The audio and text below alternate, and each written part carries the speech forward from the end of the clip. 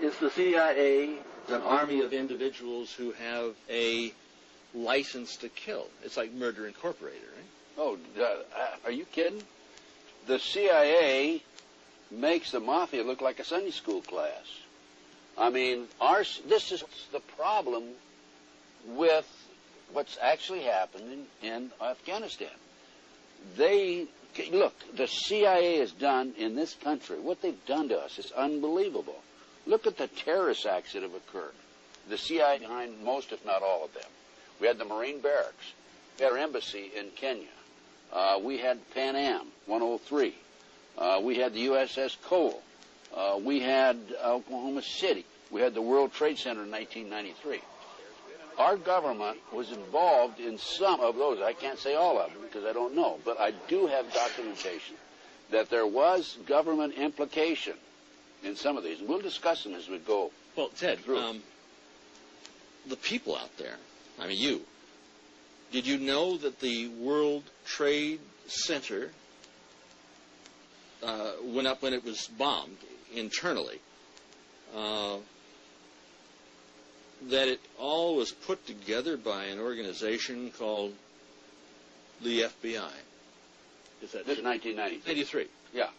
Yes. I have and I'll show this on camera, a newspaper article from the New York Times, and it was also an article in the LA Times, by the way, and it's dated October 28, 1993, and it's a result of testimony in the trial, and the informant, the FBI informant in the trial, a fellow named Salam, a 43-year-old former Egyptian army officer. Imam Salam. Right. He was the informant for the FBI. And he recorded his conversations secretly with this. So when it came time for trial, he said, hey, wait a minute. Here's what really happened. Now, he told the FBI in advance that they were going to bomb it. He was assigned, given the assignment to put the bomb together. And he went to his supervisor, his FBI supervisor, and said, we're going to put a dummy bomb in here, right? And the FBI supervisor said, no, we're going to put a real bomb. Oh, wait a minute. Let's name names. John Antisef was the supervisor. Yeah, he was the supervisor for the FBI, and he winds up in with having something to do with the Kenya investigation. So here's a guy who's involved in setting up the World Trade Center for to be blown up, and it resulted in the deaths of six individuals, over 1,000 injured. Nearly $100 million. $500 million. A lot of millions of dollars. Millions of dollars, yeah. And in dead property damage. Right. Now, if justice were done, the FBI agent would be not only in jail, but executed for murder in the first degree. And is the chief suspect in the attack upon the World Trade Center on September 11th, is not the chief suspect the individuals or individual agency that bombed the World Trade Center in 1993? Based on what happened in 1993, the FBI not only knew in advance they were going to bomb the World Trade Center, they furnished the ingredients for the bomb. Based on that, I would say that the FBI is the primary suspect, but also I think we have to consider the CIA.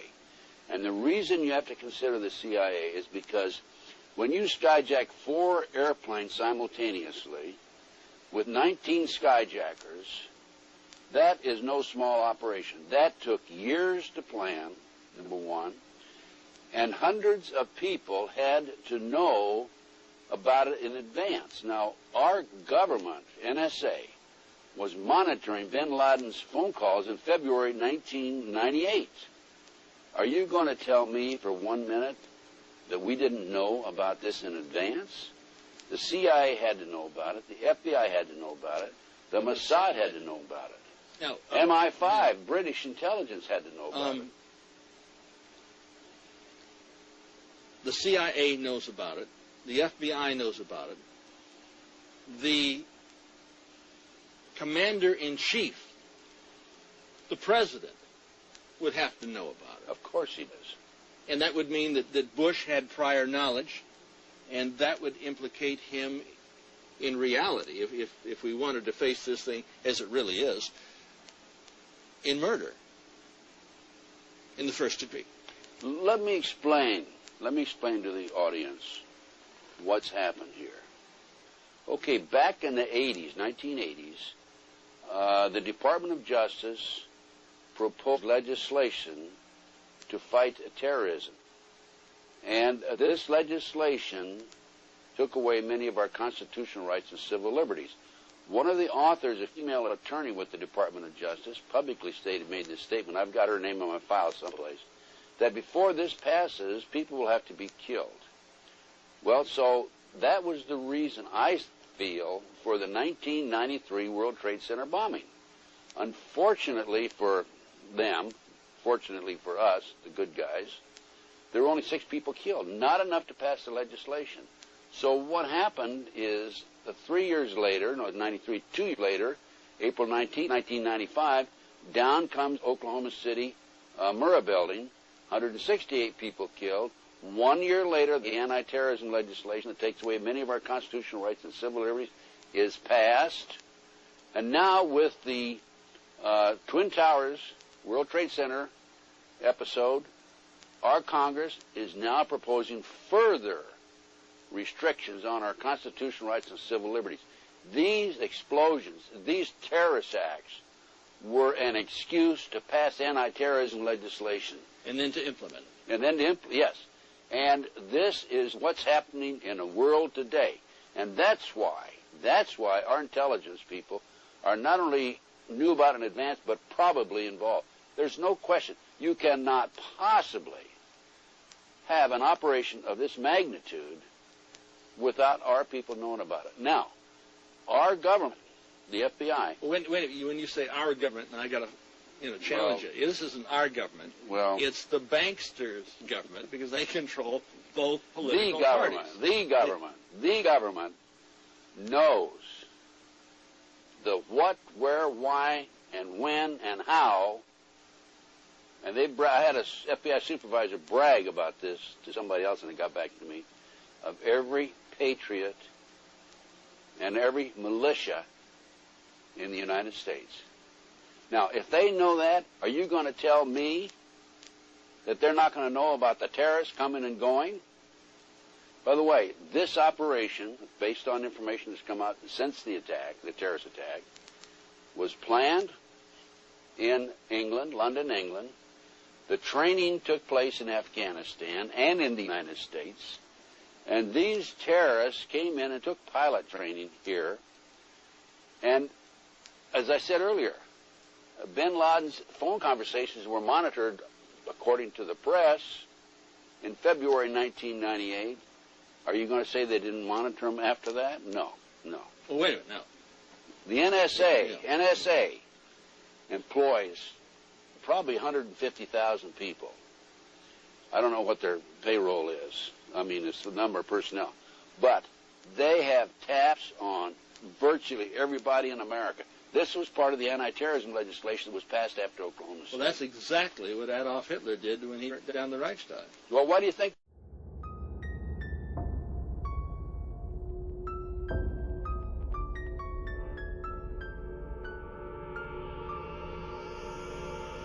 My friend, the late and great Ted Gunderson, former head of the FBI in L.A., Dallas, and Memphis, requested of me and of his daughter that an autopsy was made of his body. And I thought, well, we had discussed that during his life. If anything were to happen to him, he wanted to find out what made him die.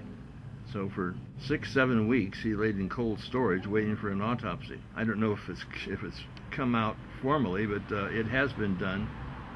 You said that with his fingers becoming colored or purple, is that a sign of anything? Yes, that's one of the signs of arsenic poisoning. And several individuals in the past have turned into a black mummy as a result of acute arsenic poisoning, such as Lenine and the John Wilkes Booth double. but I had Ted under some type of treatment for a number of years with a certain special diet, rich in sulfur, rich foods, to neutralize the arsenic. And as a result, his fingernails, which had been dark purple black, had cleared up.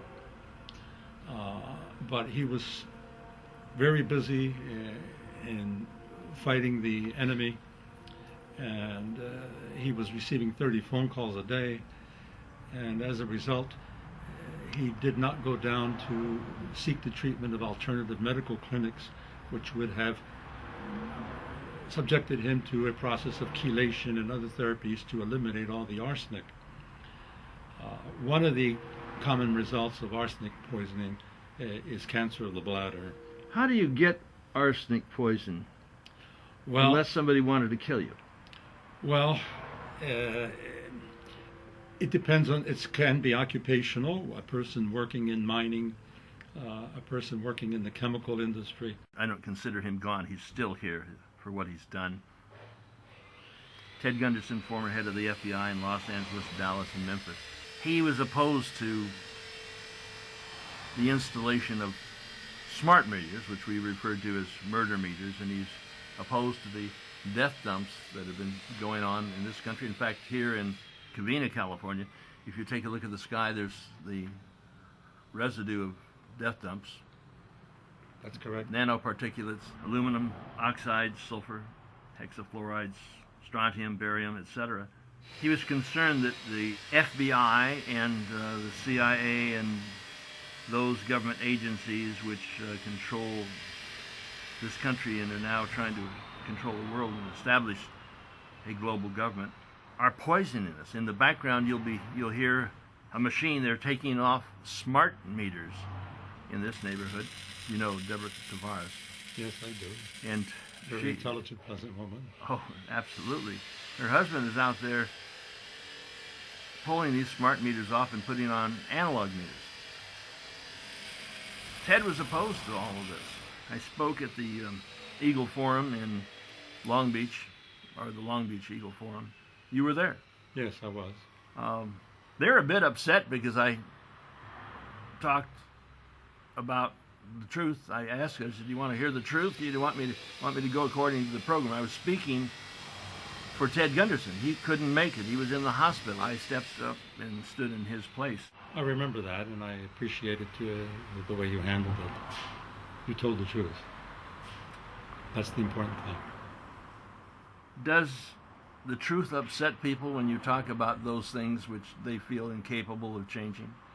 I believe so. Some people are restricted to a certain viewpoint, and they want to stress that viewpoint, and they don't want to have broken interference with that viewpoint. However, I, like yourself, feel that the truth should be told at the opportune time, and Ted would have probably said, I'm sure he would have said the same thing that you said. Well, I felt, speaking for him and knowing him as I did, that he would address those things regardless of whose cage he rattled.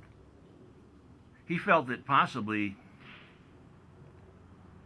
he would be poisoned. Somebody would try to take him out. He'd mentioned several attempts on his life. There's been a couple on mine, at least insofar as the gunshots are concerned. When he finally passed, and I felt that he probably would, but we had thumbs up. We felt maybe we could get through this. I was at the hospital with him at the very end. He tried a lot of various things. He wanted to have an autopsy, and then when the autopsy was done, we don't know the exact results of it, but did you see, or do you know what was happening to his body? Was he turning? Yes, shortly after death, within a matter of a couple of hours, he started to turn black, particularly in his face, his hands, and his feet. And this is a characteristic sign of arsenic poisoning. At death, as the cells disintegrate, the blood cells disintegrate, arsenic is released from the body stores. And all poisons are stored in the fatty tissues of the body, and also are concentrated in the liver, which is the detoxifying organ of our bodies. As the arsenic is released from its complex binding to the tissues, it combines with the sulfur from the disintegrated cells to form arsenious sulfide, which is has a black color. So he had all appearances of being poisoned by arsenic poison. Correct. Which could lead to cancer of the bladder? Well, I strongly feel that the arsenic caused this cancer of the bladder. That is one of the common side effects of arsenic He had poisoning. his bladder removed, as you know. Correct. And it was replaced with a portion of his intestine, and then within about 4 months after, they noted that there was a spread of the tumor outside of the bladder. So Ted was most likely poisoned. Yes. Oh, it very definitely was. In fact, about 7 or 8 years ago, I had diagnosed him with arsenic poisoning because I had met him at a conference and noted that his fingernails were black, particularly at the base, dark purple black. And so I told him what to do. And was this due to his attack upon the American Illuminati? Yes, very definitely. And also his attack upon the CIA, which is being controlled by the Illuminati. The CIA is the enforcement arm of the CFR, is it not? Correct. That's correct. His investigations led to the city investigation of the McMartin Nursery School. And he had also investigated the Captain McDonald case, where he was convicted of murdering his wife and children, which he did not. But Captain McDonald was attempting to break up the drug ring at the military base that was shipping cocaine, bags of cocaine in the body cavities of the dead soldiers. That would be out of Vietnam. Yes, very much so. That would be coming from the Golden Triangle, the Kun Sa operation. Correct. So he got the enmity of the certain people in the CIA and the military and others who were using the drug traffic as a means of generating funds in order to stir up revolutions and so on and so forth. So the CIA, rather than stopping drugs, is importing them from Afghanistan, which is the largest heroin producing area in the world today. Correct, very much so. And they use it for their black bag operations. Many years ago, Congress had refused to give money to the CIA unless they listed for what purposes that they were to be used. And so the CIA started getting involved in the drug racket. So this is a way of funding black operations. Correct. In your opinion, was Ted Gunderson murdered by an agency of this government?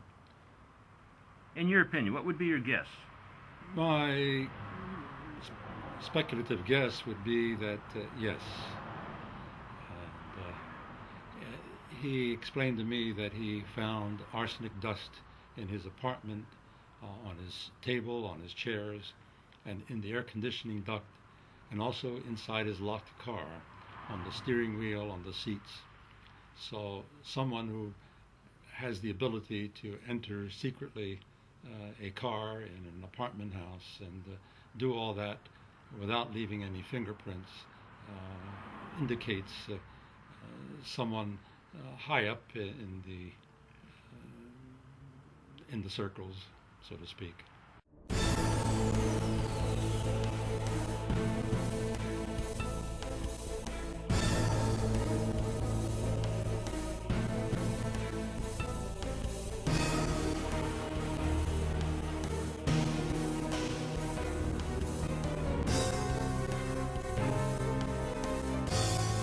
The year 1995. We were doing a film on Reichstag, 95, 2 years before the World Trade Center had been attacked. We had a little bit of private conversation about who did the first World Trade Center bombing. the FBI had an informant in among the terrorist group on the World Trade Center car bombing February 26, 1993. And Salam, a former Egyptian officer, 43 years old, was commissioned by the terrorists, he was one of the terrorists, to put the bomb together for the bombing of the World Trade Center. And he went to his FBI superiors. He said, "We're going to use a dummy bomb, aren't we?" And they said, "No, we're going to use a real bomb." Well, Ted, wasn't this guy a terrorist hired by the United States government, hired by the FBI? In fact, did they not, in fact, give him monies to buy the bomb which went into the World Trade Center? He was an informant for the FBI against the terrorists, and he wore a body mic on their instructions when he met with the terrorists. And unknown to the FBI, he wore a body mic when he met with the FBI. And fortunately for him, otherwise he probably would have been prosecuted himself. This came out during the trial, and it appeared in the October 23, 1993 New York Times. This information I'm telling you right now. And so he was told to put the bomb together by the terrorists. The FBI told him, "No, we're going to use a real bomb. We're not going to use a dummy bomb." And the FBI not only furnished the ingredients for the done and knew in advance that they were going to bomb the World Trade Center car bombing with the car bomb, they furnished the ingredients for the bomb. Well, this is a sting operation, wasn't it? It's a sting operation, yes. But nevertheless, the sting operations can go down without using real bombs. There were 6 people died in that bombing. I think 1,000 people were injured and $500,000 in damage. $500 million. $500 million? $500 million.